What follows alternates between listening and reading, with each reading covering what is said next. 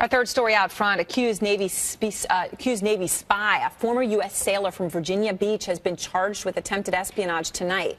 Federal authorities say 39-year-old Robert Hoffman tried to pass classified information to a Russian informant, but ended up speaking to an undercover FBI agent instead. Now, Hoffman served in the United States Navy for 20 years. This raises serious questions about the level of security clearance that he might have had and his access to top secret information. Out front tonight, Pentagon correspondent Chris Lawrence, who has been reporting on this story. And Chris, what specifically do federal agents expect Robert Hoffman of doing?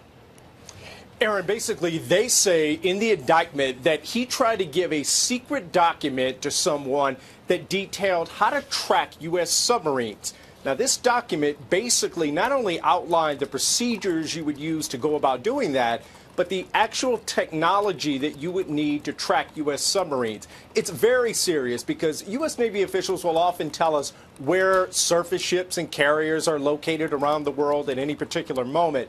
They almost never discuss where the subs are. That is classified information. Now, the indictment says that Hoffman thought he was giving this to a Russian intelligence agent. Actually, what he was doing was handing it over to an FBI agent who was working an undercover sting. And these are very serious charges. He could face life in prison.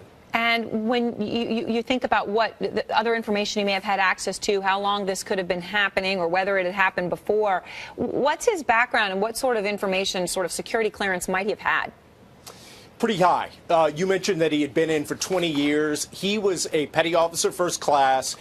His rating was a cryptologic, which is a way of saying he was in the intelligence gathering field. He was a naval submarine warfare specialist. So he had a very high security clearance, access to a lot of information. But the interesting thing is, over that 20-year career, he had 6 good conduct commendations, won numerous awards.